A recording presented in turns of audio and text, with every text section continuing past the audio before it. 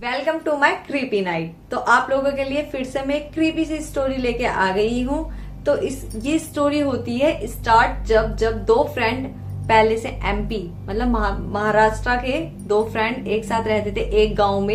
एक का नाम आसिम और एक का नाम था विराट। तो दोनों एक साथ रहते थे बचपन से ही। वो एक साथ स्कूल में पढ़े हैं। आसिम थोड़ा लो फैमिली का था और विराट हाई मतलब ज्यादा ही हाई फैमिली का था। दोनों ने एक ही स्कूल से स्टडी की। उसके बाद ये कॉलेज आ गए। आसिम ने अलग कॉलेज में एडमिशन ले लिया अपनी इनकम की मतलब अपने पैसों के हिसाब से, और विराट ने अपने पैसों के हिसाब से अपने कॉलेज दूसरे कॉलेज में एडमिशन ले लिया। बट ये फ्रेंड फिर भी एक साथ ही रहे और इनका कॉलेज कंप्लीट हुआ। इन्हें जॉब के लिए इन्होंने अप्लाई किया। विराट ने भी अप्लाई किया और आसिम ने भी अप्लाई किया। आसिम की थोड़ी आप लोगों को पता ही है डिग्री थोड़ी मतलब नॉर्मल थी, तो उन्होंने उसने अप्लाई किया जॉब में और उन्होंने विराट ने अलग। पर हाँ मुंबई में किया और किस्मत देखो कितने अच्छे, दोनों की जॉब भी लग गई। दोनों की जॉब लगी, दोनों जॉब करने गए। वहां पर उन्होंने होटल लिया मतलब कि कुछ भी लिया, रूम लिया या कहीं भी लिया। वो दोनों एक साथ रहते थे। सुबह जॉब जाते थे, शाम को आते थे। इनका यही रूटीन चलता रहा। आसिम थोड़ा लो था कि मतलब कि सैलरी भी उसकी कम थी, पर लेकिन ये था कि जब भी उसे कभी जरूरत पड़ती थी तो विराट उसकी हमेशा हेल्प करता था। पर विराट को कभी कभी ये लगता था कि मतलब इसके पास कोई नहीं, मतलब खुद भी हेल्प कर देता था वो कि चल भाई पार्टी करने चल रहे हैं, चल भाई ये शूज ले लेते हैं, चल भाई ये कपड़े ले लेते हैं। वो कभी ये एहसास नहीं दिलाता था कि आसिम चल तेरे पे पैसे कम है तो मतलब मैं दे रहा हूँ। ये उसे कभी ये आसिम को लगा ही नहीं कि विराट मतलब मुझे ऐसे ट्रीट करता है कि मैं गरीब हूँ। नॉर्मल वो बेस्ट फ्रेंड की तरह रहते थे। बेस्ट फ्रेंड क्या, भाई भाई की तरह रहते थे दोनों के दोनों। तो एक दिन आसिम के घर से कॉल आता है कि आपकी ना बहन की ना शादी हमने तय कर दी है, मतलब तेरी बहन की शादी तय कर दी है, तो तू ऐसा कर छुट्टी अप्लाई कर दे और घर आ जा। तो विराट भी बहुत खुश हुआ क्योंकि दोनों के दोनों बेस्ट फ्रेंड थे बचपन से थे। तो ऑफकोर्स जब बेस्ट फ्रेंड है तो फैमिली भी बेस्ट जैसी हो जाती है। तो विराट कहता है कि चल चल भाई मैं भी अप्लाई कर दूंगा और तू भी अप्लाई कर दे। तो दोनों ये सोचते हैं कि हम ना एक महीने की छुट्टी लेंगे। पर सबको पता है प्राइवेट में कहाँ एक महीने की छुट्टी मिलती है। तो दोनों अप्लाई भी करते हैं एक महीने के लिए, पर लेकिन अप्लाई करने के बाद इन्हें छुट्टी नहीं मिलती, वही 10 दिन की मिलती है। और वो दिन आ भी जाता है कि शादी से पहले ये निकलते हैं कि चल भाई कल से छुट्टियां आए, अपना बैग पैक कर लेते हैं। तो विराट के मन में आता है कि क्या एक दिन वेस्ट करें, हम चलते हैं रात को ही निकल लेते हैं, क्योंकि विराट के पास खुद की कार भी थी। तो आसिम कहता है हाँ सही कह रहा है भाई, रात को ही निकल लेते हैं, क्यों सुबह तक का वेट करें। और हमारा मतलब मुंबई से जो उनका गांव था वो ज्यादा दूर भी नहीं था, 6 या 7 घंटे का रास्ता था। कह रहे सुबह होते ही हम पहुंच जाएंगे। वही 11 साढ़े 11 रात के बज रहे थे। तो वो विराट और आसिम दोनों पैकिंग करते हैं और निकलते हैं। निकलते इन्हें 12 बज जाते हैं। दोनों निकलते हैं और निकलने के बाद मतलब मुंबई पार ही किया था, इतनी कॉल आ जाती है आसिम के घर से कि यहाँ पर ना सामान मतलब घर में जो शादियों में यूज होता है थोड़ा कम पड़ रहा होगा कुछ भी, कि यहाँ पर ना मिल नहीं रहा है। तो ऐसा करेगा उस गांव से होता हुआ आना, वहां पर वो सामान मिल जाएगा। तो वो गांव मुंबई मतलब ये रास्ता इधर गांव के लिए जा रहा है इनके, और ये रास्ता दूसरे गांव के लिए जा रहा है। तो वो दूसरे गांव के उस पर चल देते हैं। तो आसिम विराट से कहता है चलो सही है, अच्छे टाइम पे फोन आ गया, हम सुबह तक वहां भी पहुंच जाएंगे और सामान लेके अपने गाँव चले जाएंगे। तो विराट कहता है हाँ ये तो बहुत ही अच्छा काम हो गया कि हम लोगों को अभी कॉल आ गया। चलते चलते गाड़ी में फिर गाड़ी चलती रही। विराट मतलब रास्ता पहले तो हाईवे चलता रहा, उसके बाद नॉर्मल आ गया। जैसे कि होता नहीं है कि गांव में रास्ता होता है एक ही साइड, लेफ्ट साइड भी राइट साइड भी एक ही रोड होती है, उस टाइप से एक रोड आ गई जिसमें दोनों तरफ गाड़ियां चल रही थी। विराट की थोड़ी सी आंख मीचने लगी। तो आसिम कहता है क्या क्या भाई नींद आ रही है, ऐसा कर थोड़ा ढाबे वाबे पे रुक जाते हैं और चाय वाय पी लेते हैं, तब नींद भी खुल जाएगी। तो वो कहता है विराट कहता है हाँ यार सही कह रहा है, ऐसे ही करता हूँ। तो वो थोड़ी से आगे चलते हैं और चलने के बाद इन्हें एक ढाबा भी मिल जाता है। बट हाँ ये रोड थोड़ी सुनसान थी, लाइटिंग भी कम थी। गांव के रास्ते में कहाँ लाइटिंग होती है, बहुत कम लाइटिंग थी। तो ये कहते हैं चल यार अपने ढाबे पे रुकते हैं, चाय वाय पीते हैं, थोड़ा रेस्ट करते हैं। ढाबा भी मिल जाता है तो ढाबे पे रुकते हैं और रुकने के बाद ये वहां पर ढाबे पे ऐसा होता है कि इधर की तरफ तो पार्किंग, मतलब इधर कार खड़ी है और इधर की तरफ बाइक खड़ी है, और थोड़ा सा सुनसान था वो भी, मतलब कि गांव का था तो थोड़ा सुनसान है। तो इधर बाइक और इधर कार एक भी नहीं थी वहां पर, उनकी ही कार थी जो उन्होंने पार्क कर दी। और वो जाते हैं अपना चाय वाय जो भी बिस्किट वगैरह लेते हैं और अपना एंजॉय करते हैं। फिर ये एक चीज आसिम जो होता है उसकी नजर पड़ती है कार के पिछली तरफ, मतलब कि दूसरी साइड पे, जो दूसरी साइड होती है वहां पर एक सुनसान सी हवेली थी, हवेली टाइप, बहुत सुनसान, वहां कोई भी नहीं था, कोई भी नहीं था, और उसके ऊपर एक इंसान चल रहा था। तो फिर वो सोचता, मतलब वो देखता है और तुरंत विराट को कहता है यहाँ पर ना कोई चल रहा है। तो विराट भी ये चीज देखता है और दोनों के मन में मतलब ये होता है, मतलब इतनी रात में वहाँ कोई भी नहीं है, कोई भी नहीं है ना, एक लाइटिंग जल रही है, थोड़ी खंडर टाइप सी वो जगह है वहां पर, मतलब एक आदमी चल रहा है, क्यों? तो विराट थोड़ी इन चीजों में इंटरेस्टेड था, किसी किसी को भूतों में इंटरेस्ट होता है, इस टाइप से विराट को थोड़ा सा इंटरेस्ट था। तो वो पूछता है ढाबे वाले से, वहाँ मैनेजर बैठा रहा, तो मैनेजर से पूछता है कि भाई मतलब ये क्या है, यहाँ पर हमने एक आदमी को चलते हुए देखा। तो विराट क्या, वो वहाँ का जो मैनेजर होता है ढाबे का, तो वो बोलता है कि ये ना बहुत पुरानी है, यहाँ ना बोला जाता है कि भूतों का है, और यहाँ पे ना मतलब कोई भूत रहता है, पर लेकिन इस वजह से हम लोगों को कभी कोई प्रॉब्लम नहीं हुई, ऐसे करके ये बात खत्म हुई। विराट कह रहा अच्छा ठीक है, ये नॉर्मल बात लेके विराट और आसिम चल दिए अपनी गाड़ी की तरफ। इन्होंने एक चीज देखी कि चल रहे थे ये अपनी गाड़ी की तरफ, तो गाड़ी हिल रही थी। तो आसिम कहता है भाई गाड़ी हिलती हुई दिख रही है विराट को। विराट कहता है हाँ भाई मुझे तो दिख रही है, पर गाड़ी पूरी की पूरी लॉक थी, इनके पास की थी, तो गाड़ी हिल क्यों रही थी, ये शॉकिंग की बात है। तो विराट कहता है क्या पता आगे से कोई हिला रहा हो, मतलब हमें डराने के लिए कर रही हो। पर वो आसिम कहता है नहीं नहीं ऐसा कैसे हो सकता है, मतलब ऐसे क्यों। तो फिर आसिम इधर उधर भी देखता है कि कोई बाइक तो नहीं उड़ रही क्या, कोई ढाबे पर सब कुछ नॉर्मल था, जो नॉर्मल मतलब वहां लोग खाना खा रहे थे ढाबे में बैठ के, वो भी नॉर्मल बैठे थे और बाइक भी नॉर्मल खड़ी थी। तो आसिम और विराट ने सोचा कि यार सब कुछ नॉर्मल है, तो ये भी मतलब नॉर्मल ही चीज होगी, चल चलते हैं। इन्होंने अपनी गाड़ी खोली तो गाड़ी में एक शॉकिंग चीज ये थी कि पूरी गाड़ी में धुआं हो रहा था, धुआं हो रहा था। इन्होंने देखा ये धुआं, मतलब पहले तो ये लगा कि आग वाग लग गई क्या, इन्होंने अंदर देखा कि आग वाग लग गई क्या। तो आसिम ने बहुत जल्दी से देखा, क्योंकि आसिम डर गया था, क्योंकि विराट की कार थी और आसिम के वजह से विराट जा रहा था गाँव। तो आसिम बहुत घबरा गया कि मतलब ऐसा क्यों हो गया यार, इस टाइप से। तो वो खोल के देखता है तो कुछ भी नहीं था, वो एक फॉग था, मतलब गीला गीला फॉग सा नहीं होता, इस टाइप के था। तो विराट को लगता है ये फोक कैसे आया गाड़ी में, क्यों ये वो, इन्होंने फिर भी मतलब ज्यादा ध्यान नहीं दिया, अपनी गाड़ी में बैठे और अपने चल दिए, अपने रूट की तरफ चल दिए। चलते रहे तो विराट ने अपनी चालीसा, मतलब किसी किसी को हनुमान चालीसा सुनने का बहुत वो होता है, हमारा जैसे हम अपनी कार में जा रहे हैं तो भगवान जी के गाने लगा दिए, कुछ भी लगा दिया, ऐसी उसकी कार में पहले से ही हनुमान जी की चालीसा लगी हुई थी। तो जैसे उसने प्ले दबाया तो हनुमान जी चालीसा स्टार्ट हो गई। हनुमान की चालीसा स्टार्ट, हनुमान जी की चालीसा जो स्टार्ट हुई और वो एकदम ब्लास्ट बोल गया, जो इनका माइक था उसका, मतलब जो भी था कार का, वो ब्लास्ट बोल गया। वो एकदम से शॉक्ड हुए, कार रोकी कि मतलब ऐसा कैसे हुआ। तो आसिम बोले ये क्या हुआ, विराट कह रहे हो जाता है, कार है कोई बात नहीं, कुछ हो गया होगा अंदर। फिर भी इन्होंने ज्यादा सीरियस नहीं लिया और अपना चल दिए। इन्होंने अपना पार कर दिया रास्ता मतलब पहले तो नॉर्मल रोड चलती हुई आ रही थी, उसके बाद उड़म खड़म रोड चलती हुई आ गई। भैया चलते रहे, उड़म खड़ा रोड पे ये चले तो एक बंदा, मतलब चल रहे हैं ये, और एक बंदा अचानक से इनके सामने आ गया, मतलब कार के सामने आ गया।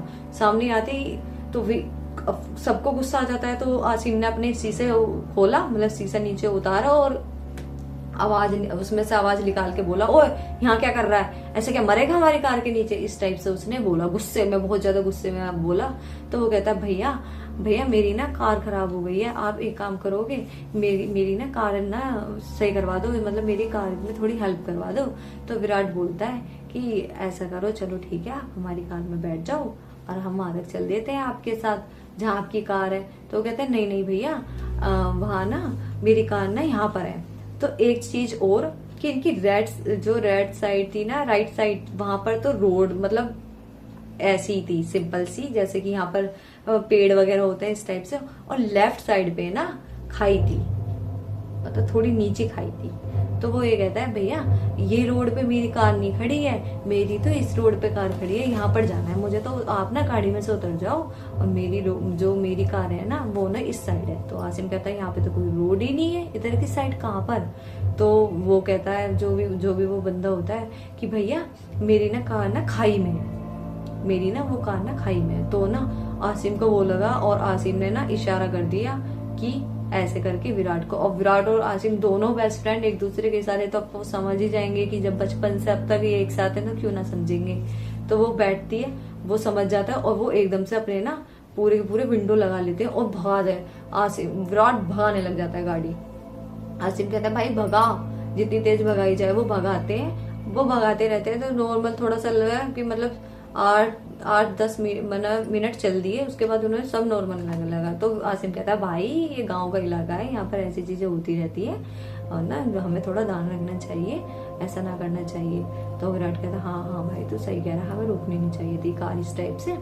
तो आगे ना फिर वही बंदा वो देखते हैं कि हाथ ऐसे करके उन्हें रोक रहा है कार, ऐसे करके।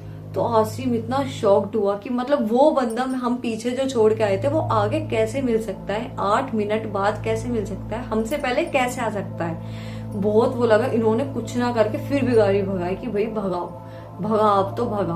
वो गाड़ी भगाए, जब विराट भगा रहा है, विराट थोड़ा होपलेस भी हो गया।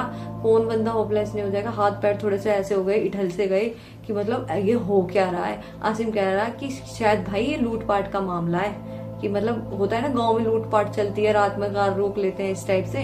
भाई हम गाड़ी के ना उन्होंने पूरे वो लगा लिया और लाइट भी ऑन कर ली कि मतलब उन्हें डर लग रहा था, लाइट ऑन कर ली।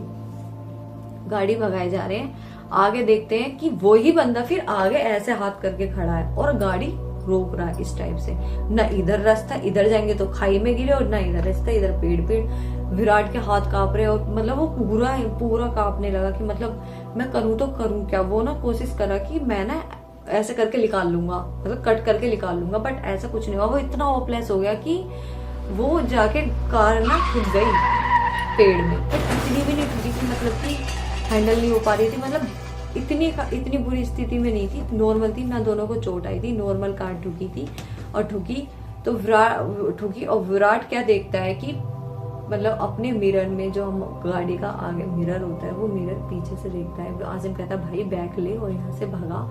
और ना वो पीछे देखता है कि जो बंदा हमने वहां देखा वो पीछे मतलब मरा पड़ा, लथपथ है खून में पूरा।